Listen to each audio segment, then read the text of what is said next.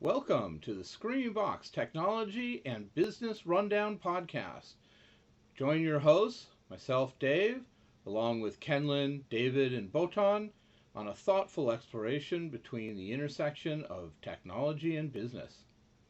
Each month, we will be looking deeper into the latest technologies to help you understand which technologies are gaining traction and analyze and examine the different ways those technologies are being applied in affecting business. We will be featuring guests to illuminate how technologies have impacted their lives and their businesses and be able to share their unique experiences. Now, let's start this month's rundown.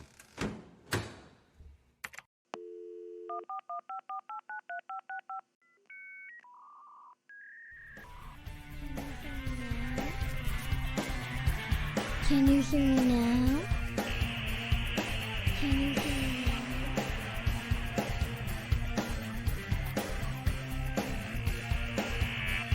ScreamingBox Technology and Business Rundown. I have a question. So, what is an astronaut's favorite place on the computer? Anybody I'm know? not sure what. Oh god, No. I don't dare to guess. The space No. bar. Yay! Come on, that's bad. Yeah, that's a pretty bad one. All right.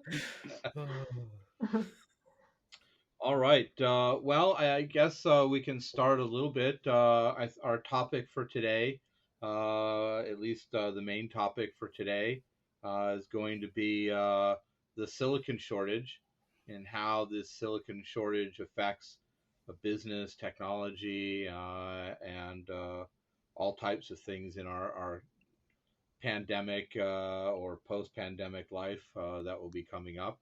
Um, but we definitely have a silicon shortage. Probably the most obvious news of the week has been that several of the automakers are shutting down some of the production lines because they're not able to get a lot of the chips they need for a lot of the stuff they've integrated into the cars. Um, Anybody want to talk about what they know about what's going on, or any thoughts on that? Silicon shortage has affected me dearly, personally, and I think it affected me in the same way that many people have been affected by this, and it's extremely painful. So basically, the entire world is unable to get new GPUs. So while I'm really sad that Volkswagen and Mercedes cannot make their new cars with their new hardware, I'm a bit a bit more sad about not having access to any new PC components. Like I hear the rumors, I hear the legends that apparently Nvidia came out with a new set of graphics cards, but I have yet to see one in person. So I don't know about you. Yeah, I was in that industry for a long time. I did 15 years in the gaming industry and helped put together graphics cards with XFX and AVID and other computer companies. The idea that you can't buy graphics cards because they don't have enough of them, that's really kind of a first. Never heard that in the industry before. But the newest graphic card, they're selling it to everybody who has a PC and is a PC gamer because they need to get the frame per second up. But yeah, that could be a really interesting effect on the gaming industry. Yeah. Actually, one thing that was really interesting about I learned recently was that um, the reason for that shortage is partially driven by the cryptocurrency and Bitcoin mining because they need like the faster processors they can have, like the more Bitcoin they can get. So they've actually started to build in like slowing down the cards so that people from the cryptocurrency aren't buying up these gaming cards. So, um, The cryptocurrency market fluctuates, right? So when the prices go down, there's not as many people mining, and then when the prices go up, everyone said buys graphics cards to mine because the graphics cards actually produce a slightly better result when you stack them and do the mining using the GPUs as the processing part. and they have software that basically runs on the server or the PC. So they actually have motherboards with like 8 graphics card slots on them, and they stack 8 graphics card slots on the PC, and they're basically processing Bitcoin with all the graphics cards, not actually the CPU. Um, so yeah, and I know that Bitcoin and all those had dramatic increases in the last 4 to 5 Mm-hmm. months. So probably there's a bunch of miners out there who are buying 20, 30 graphic cards at a time, or Mm-hmm. hundreds of graphic cards at a time if they're a mining office with a I hundred wish, miners but in it. as a miner myself, I cannot get a single GPU. So it's been impossible for Yeah, everybody. I looked at the mining business like 2 years ago and just said the electricity wasn't worth it. Yep, true. But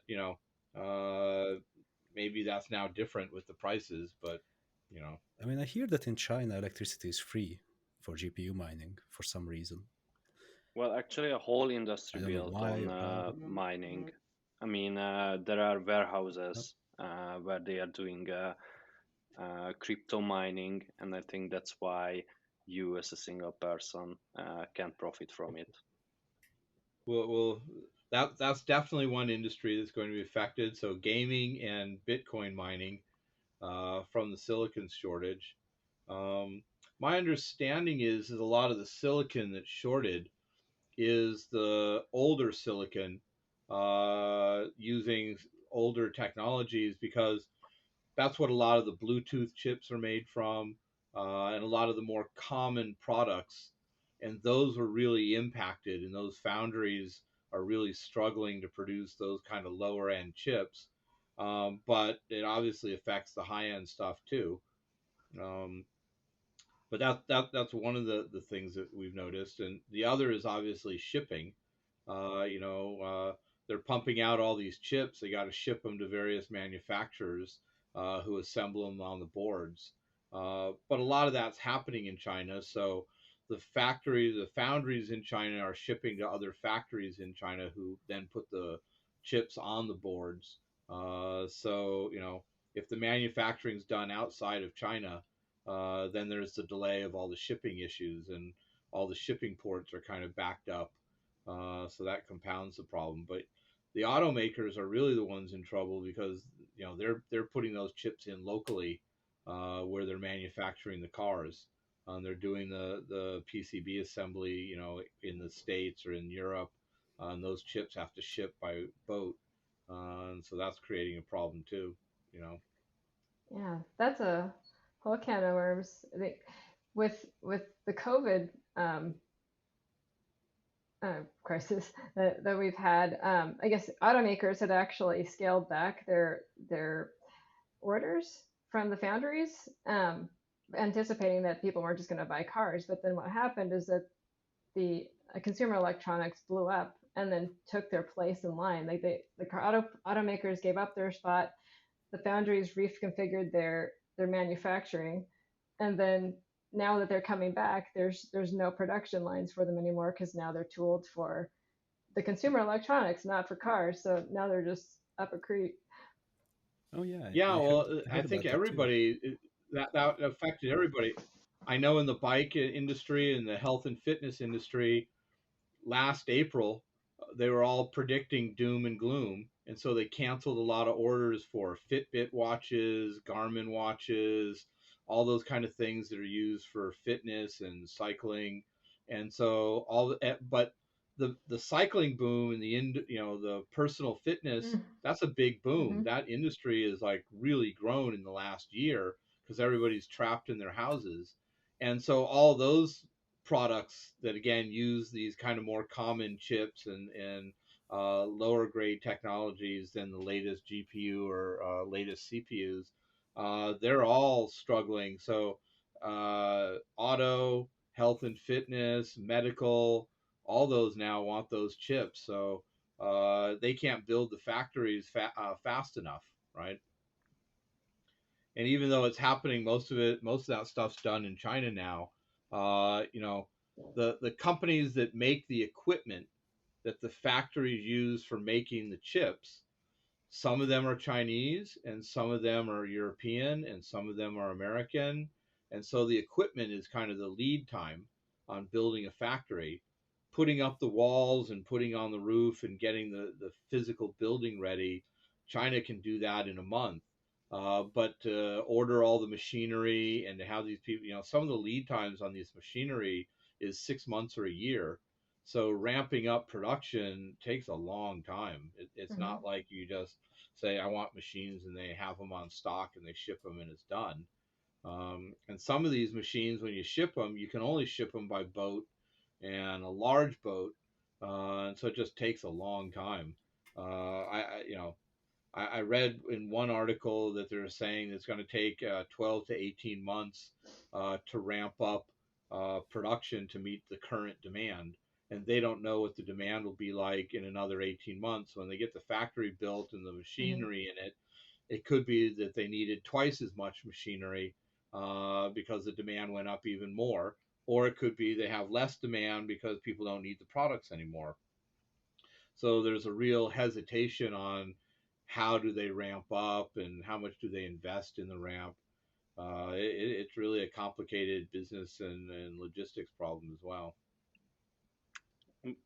Yeah, because also they started out running behind because they'd shut down a lot of the production because of COVID. So then when they finally came back in, because after they'd figure out how to manufacture safely, then they were already running behind, and then they had this boom in demand.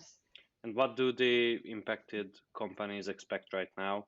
I mean, I've read that Intel and Nvidia don't expect things to get better in the next 2 to 3 years. What about any other companies?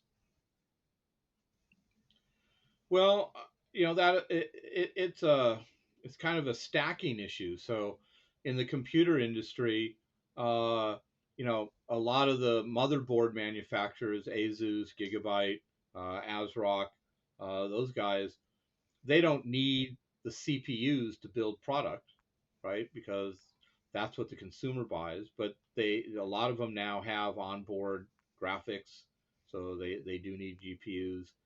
But even if they made the motherboards, the consumers could buy the motherboards, but they can't buy the chips that go in them.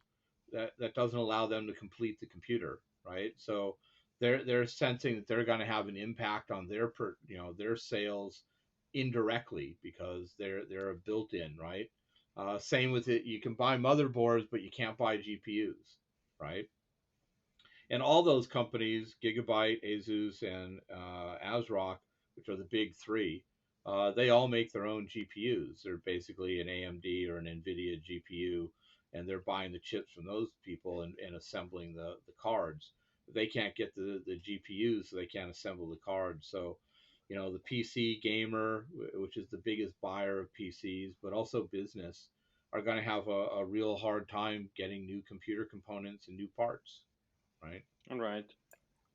And I also heard a rumor that Intel is taking a pretty radical step of building a completely new foundry on US soil and expect it to be finished in 5 years or something like that. Yeah. So that's a first. So production moving out of China into the US. That's new. Well, I think a lot of companies, really felt the impact of the pandemic and the realization that they had set up their supply chains to be just in time and to have long channels, right? Outsourcing a lot of materials to China, which is across the Pacific Ocean or the Atlantic Ocean, and not having anything as a backup in the local market, right? And the local market in the United States is one of the largest markets in the world. And we moved all of our production to China.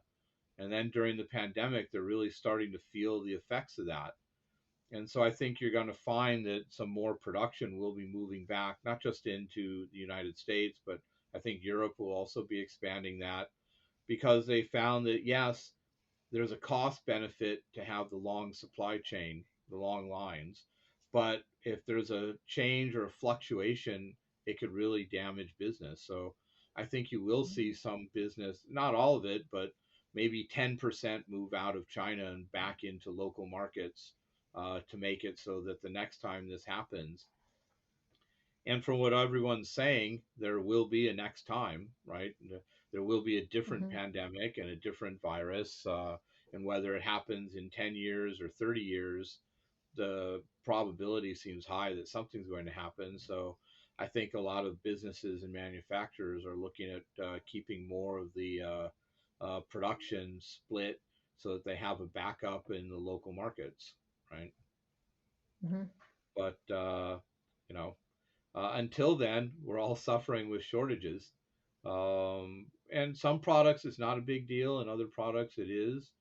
Yeah. It's really interesting. I was reading about Garmin and the health industry.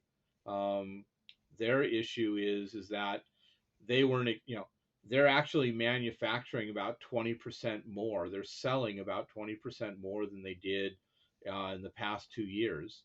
And so they're importing all this stuff and selling it, but the demand is 40% more, right? And so they're missing out on that extra 20% growth of business because they just can't get enough product, right? Hmm. You go into a running store or a cycling store, and it's really hard to find any Garmin stuff, particularly newer Garmin stuff or Fitbit. They're selling out of it, right? So that's a big issue. And Yeah. obviously in the PC market, that's holding back a lot of game sales and other things. And that's a very big market that had the same problem. Everybody got trapped indoors, so they started playing games more. You remember? Fortunately, I don't have that time anymore to play games, even though I was in the esport industry for a long time. But Botan, what game are you playing? You mean right now? Yeah, I just started Outriders. okay. It seems like it's the first legitimate spiritual successor to Mass Effect, which as a series Uh-huh. died with Andromeda. So in the last 8 years, we haven't really had any significant entries. I mean, we had significant entries, but they were, I think, in the eyes of many, huge disappointments. I mean, Mass Effect 3 in particular was just amazing with that ending. I mean, you play through three of the first games, like one, two, three. All throughout the games, you get told that every single one of your choices matters. Everything affects the world, the characters in that world, and the story. And then at the end, you get three distinct endings. And the only thing that changes is the color. So you get the green ending, the blue ending, and the red ending. So that is absolutely amazing. But Yeah, because I wanted to circle back on what you mentioned about like business and I think it was you were talking about how some companies are having a hard time meeting demand. Because you brought up Apple, and I think that one's a really fascinating one just because now like they actually can't make their promises or make their keep their competitive advantage. Like it's actually well they're going to always be competitive, but there's some things that like new features and stuff they cannot release because of the silicon shortage. I think that's like for example like the mini LEDs like things are going to get delayed or they can't build things in to meet their roadmap that they were planning on releasing for 2021 in the same way they would have without the shortage. So I don't know. It just is interesting to see how it is impacting all kinds of industry. I think Apple got themselves into a really interesting position. They mostly exclusively build with Foxconn, which is one of the largest contract manufacturers in China, um, and they don't have a lot of flexibility.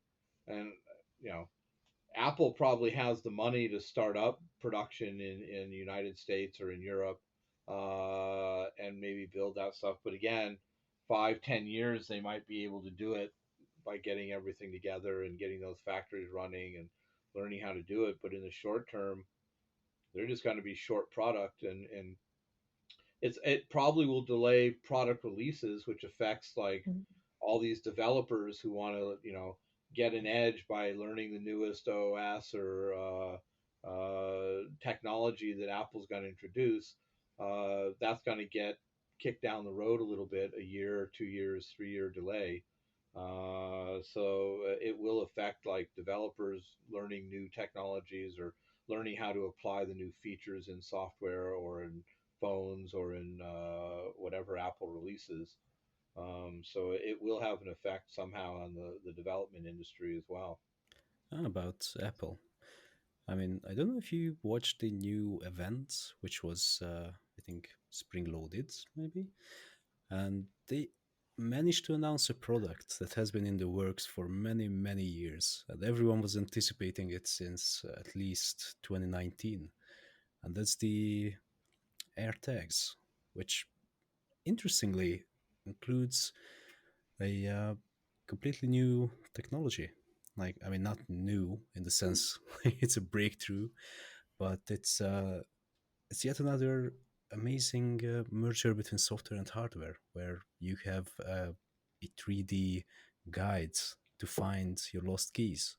I mean, how many times have you misplaced your Oh, keys that's or your cool. wallet? Like, and finally, it seems like we have a decent solution. Wow, How could it take 2000, more than 2000 years to get here? Like many, many thousands of years. that's cool. Yeah, actually, AirTags look pretty great, and if it's I mean, you can only search for them by directions if it's close to you. But if it's not close to you, if you lost it somewhere on the road or somewhere on the street, it can actually talk with other Apple devices via Bluetooth and NFC, and you get the exact location of your AirTag, like uh, like using any other Apple devices. And also, it has the coolest feature. Like, it's not Apple exclusive. That's the first time Apple made something that's not Apple exclusive. So you can just, if you find a tag, you can use your NFC reader on your Android phone, and it will, if it's in lost mode, it will display a phone number where anyone can reach you. Found your lost stuff. I mean, that's great. Gosh, Not that's exactly cool. suited for Eastern Europe, but it's great nevertheless.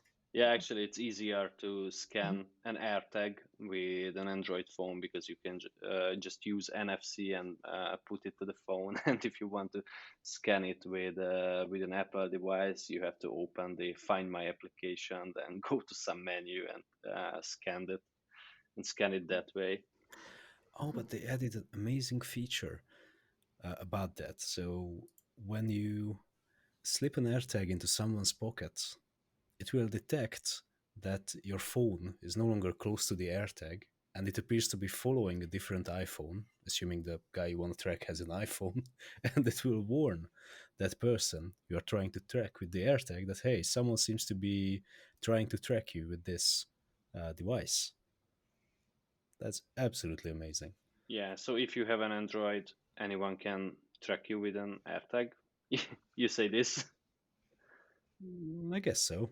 I mean, we live in a world of endless opportunity. Yeah, it might be endless opportunity, but we will see how that market goes. But I can imagine if you have five kids and they're all running around, you put air tags on them, you'll at least be able to figure out which ones aren't Yeah, there. I think Apple only said that you please don't use it to track your kids because they don't want to get sued for lost kids uh, whom are tracked Yeah. with AirTags. Yeah. Nice. Also, the range is not so hot. It's like 40 feet, 30 feet, something like that. So that's what, like a Yeah, couple meters? I've already ordered one for my That's dog. not much. Cool. Well, hopefully the chip shortage won't affect that too much. Uh, I don't know on the AirTags. Is it what are they? It's probably some little radio inside the AirTag that's talking to something, either the Bluetooth or on the GPS. Well, I don't think it's Bluetooth. What was the range again? It's like Bluetooth V4 range thereabouts. So they're maybe. using Okay, this then new maybe they're chip. using a Bluetooth chip or Yeah, something. they're using an in-house chip, the same thing they use in AirPods. Yeah, I think I that's think you some. can use Okay. it. To, Yeah, it's some kind of a modified Bluetooth chip. I think it can show you the exact mm, directions from 30 feet or maybe 40. 60 in the best case. Okay. Like, Yeah. but that's stretching it. Like,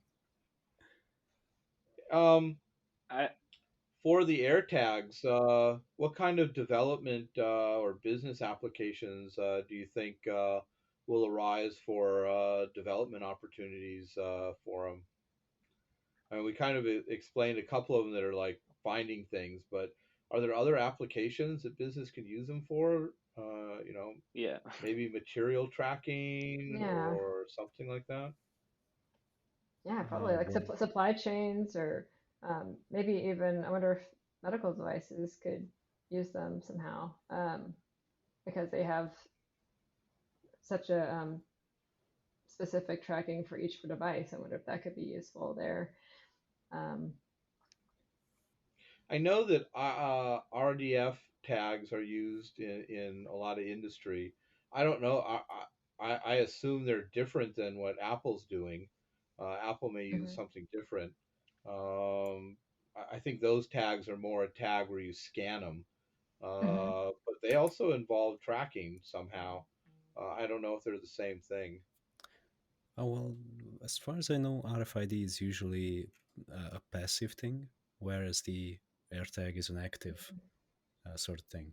So even though it doesn't have Mm. GPS, it can communicate its ID and try to find other devices in range.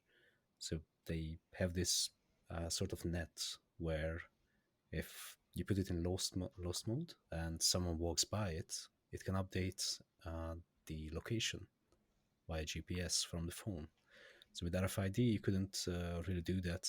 I mean, technically it would be possible, but mhm. it would be very difficult to carry a device that constantly reads RFID codes off of everything. Like then, at that point, you're basically walking around Yeah, with a credit card skimmer. So Mhm. So just maybe we turn go it on to to the Apple next Podcast. topic.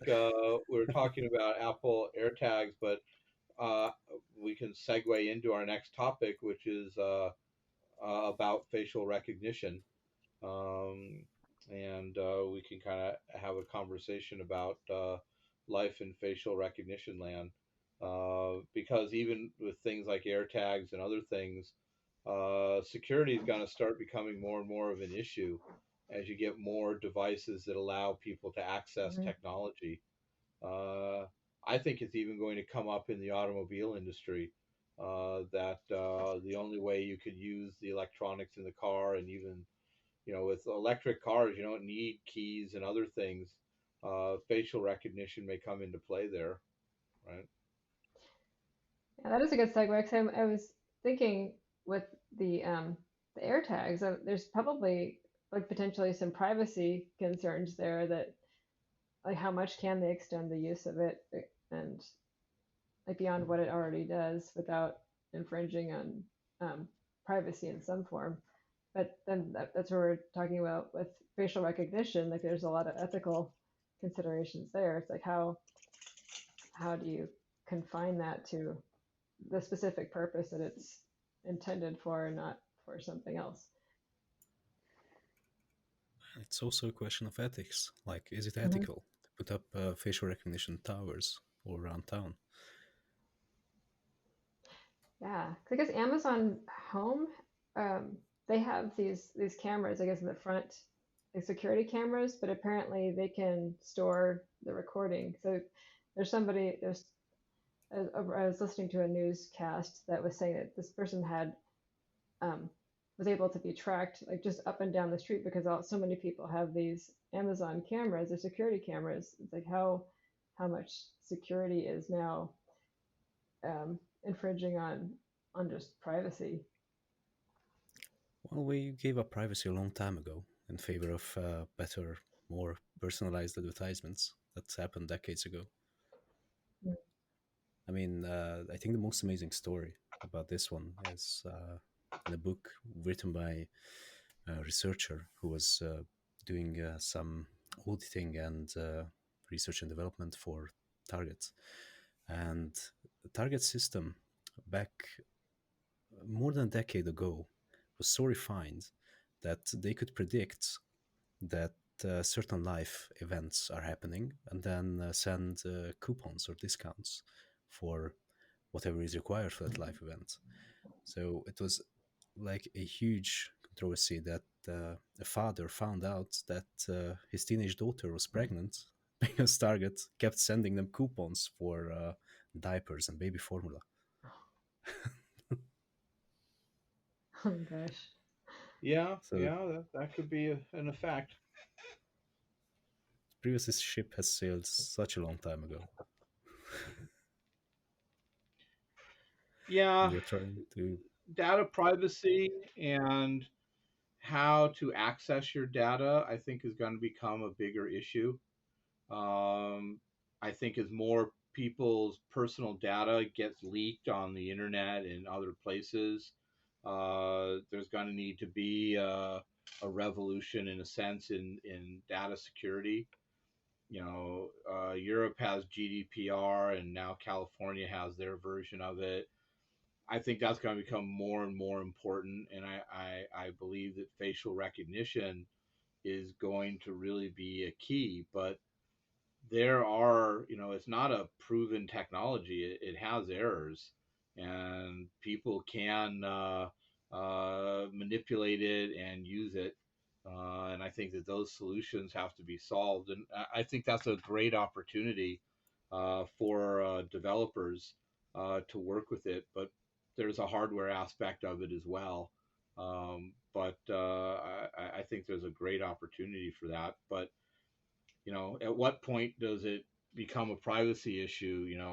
Police and government doing facial recognition, and then tying you to some event or something. But then if there's an error rate of 10%, then 10% of the population might get in trouble without any recourse. So that's something that's going to have to really be refined and resolved for facial recognition to work. You know, but on the other hand, there's great opportunity, and there's a great benefit to securing your data without having to go through a lot except to just take an image of your face. But they have to figure out how do they make it so it can't be forged and hacked, right? Because if it's recognizing somebody through an image, that image can be transferred, manipulated, and other things. So I think facial recognition has to address those questions. Plus, in some countries, it might be really sensitive and they might not allow it. And in other countries, they don't care, right? So there's going to be a lot of other stuff that is mixed with it. And it's also a question of what can we combine with AI. So, especially the European legislation doesn't specifically say that facial recognition is going to be illegal. It is proposed to make the use of AI software to aid in facial recognition should be illegal.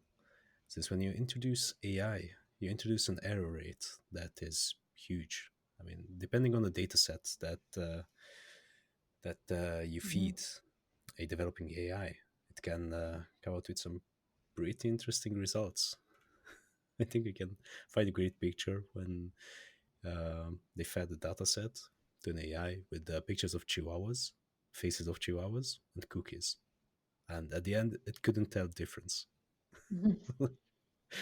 until Hmm. many, many training cycles. Yeah, it's, facial recognition. The advantage of facial recognition is everyone's face is unique. The problem with facial recognition is people's faces change over time, and so there's got to be a way to, that's going to be a big challenge to the industry. Um, so probably the applications for facial recognition in the beginning are going to be more simplified and orientated around access. But even that's still they're gonna have to solve the question about how do they make sure that that access is given to the right person and that somebody isn't hacking into something, right?